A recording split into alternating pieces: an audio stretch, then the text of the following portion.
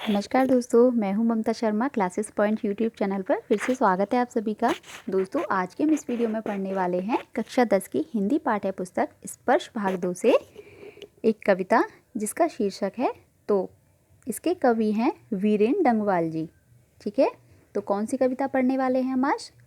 तोप। ठीक है, तो दोस्तों वीडियो शुरू करने से पहले आप सभी से रिक्वेस्ट करना चाहूँगी कि अगर आपको वीडियो अच्छी लगे तो प्लीज़ वीडियो को लाइक ज़रूर करना। वीडियो आपके लिए ज़रूर हेल्पफुल होगी। और अगर आपने इस चैनल को सब्सक्राइब नहीं किया है, आप चैनल पर नए हैं, तो प्लीज़ दोस्तों चैनल को सब्सक्राइब कर दीजिए और बेल आइकन प्रेस कर दीजिए ताकि आपको नोटिफिकेशन मिलते रहें। तो चलिए शुरू करते हैं। देखिए, जैसे कि हम इस कविता को पढ़ने वाले हैं तो सबसे पहले हम देख लेते हैं तोप। तोप मैं आपको प्रैक्टिकली दिखा रही हूँ, इस तरीके से होती है ये।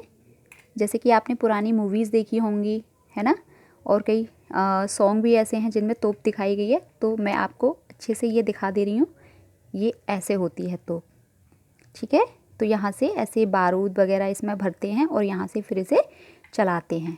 तो इस तरीके से होती है। इसमें ये दो पहिए होते हैं, ये देखिए। ठीक है, अब हम इसकी समझते हैं व्याख्या। आपने देख ली तो अब हम व्याख्या करते हैं इसकी। कंपनी बाग के मुहाने पर धर रखी है यह 1857 की तोप। इसकी होती है बड़ी संभाल, विरासत में मिले कंपनी बाग की तरह साल में चमकाई जाती है 2 बार। अब दोस्तों सबसे पहले हम इसके कठिन शब्द देख लेते हैं, उनके अर्थ देख लेते हैं। मुहाना, मुहाना कहते हैं प्रवेश द्वार को। ठीक है, संभाल, संभाल यानी इसकी देख रेख। ठीक है, विरासत, विरासत कहते हैं जो हमें अपने पूर्वजों से मिली हुई होती है।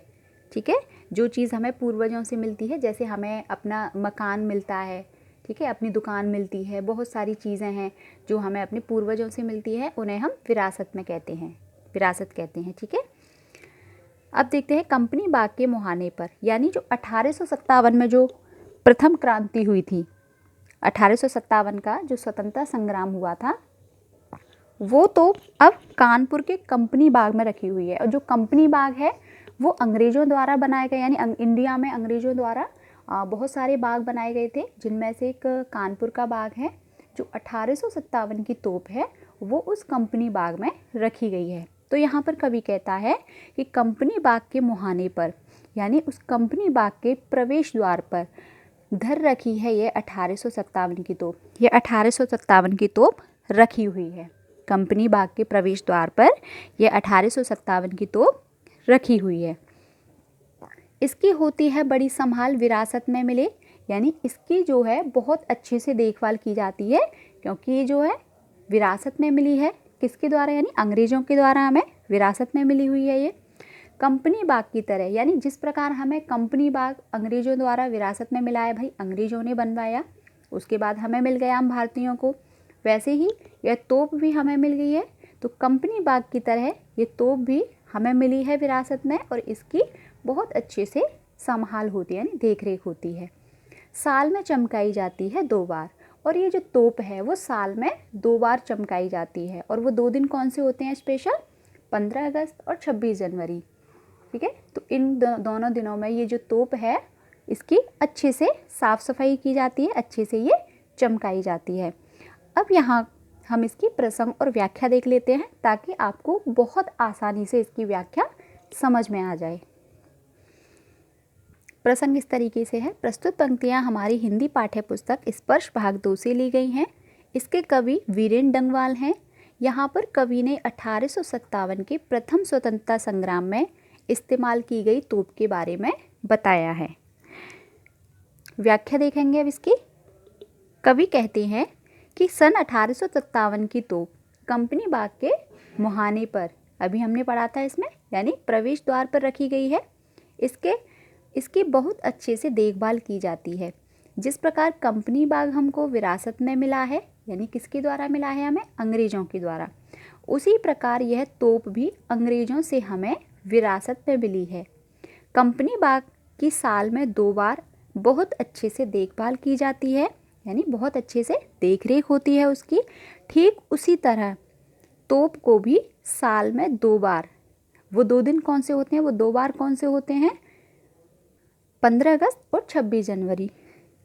उसी तरह तोप को भी साल में 2 बार यानी 15 अगस्त और 26 जनवरी को चमकाया जाता है। अगली देखते हैं। सुबह शाम कंपनी बाग में आते हैं बहुत से सैलानी, उन्हें बताती है यह तोप कि मैं बड़ी जबर उड़ा दिए थे मैंने अच्छे अच्छे सूरमाओं के धज्जे अपने ज़माने में।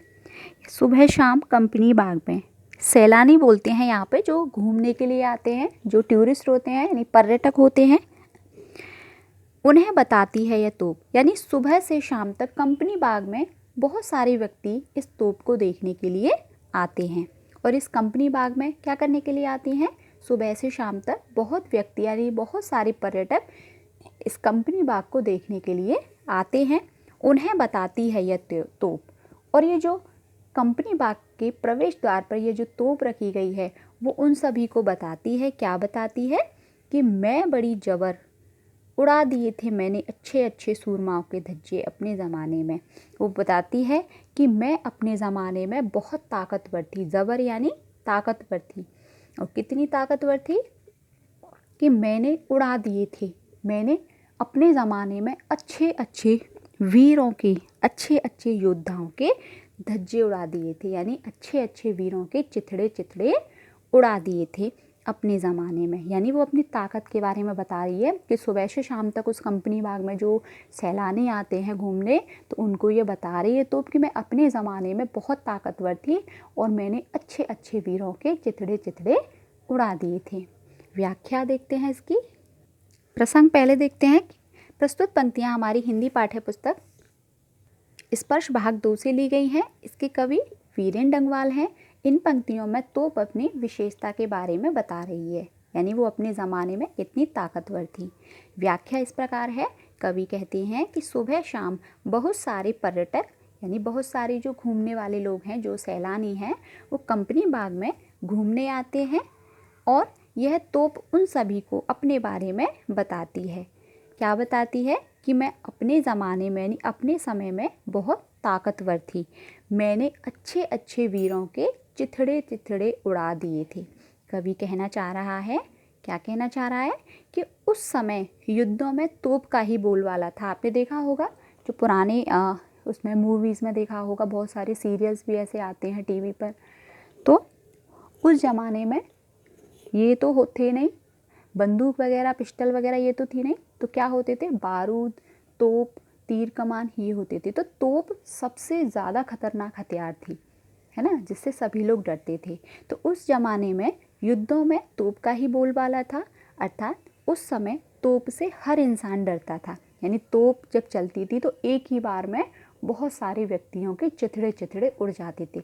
इसलिए जो तोप का यूज़ करते थे वो उनके लिए अच्छा होता था, ताकि वो युद्ध करें और ज़्यादा से ज़्यादा व्यक्तियों को वो मार सकें। तो इसलिए तोप का इस्तेमाल ज़्यादा होता था और तोप बहुत भयंकर होती थी, भयंकर हथियार होती थी, इसलिए तोप से हर कोई डरता था। अगली पंक्तियाँ देखते हैं।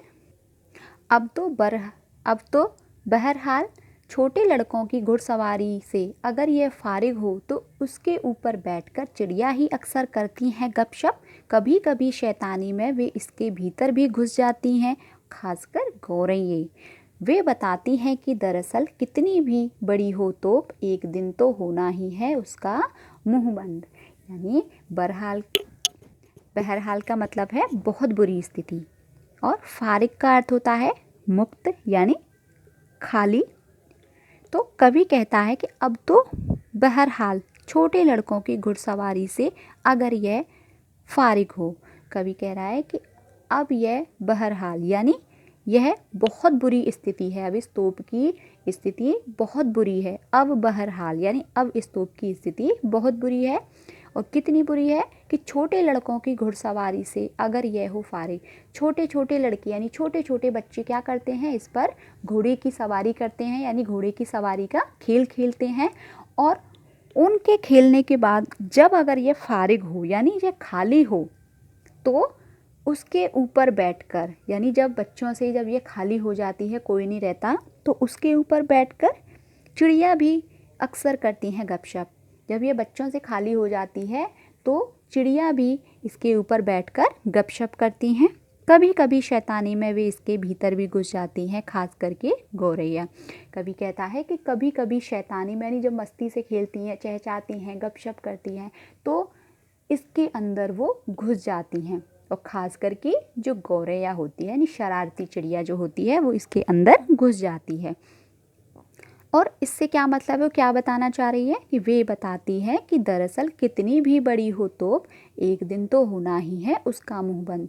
यानी अब वो इस क्रियाकलाप से क्या बताना चाह रही हैं कि अपने ज़माने में ये तोप कितनी ताकतवर थी, अच्छे अच्छे सूरमाओं के धज्जे चिथड़े चिथड़े उड़ा दिए थे, धज्जे उड़ा दिए थे।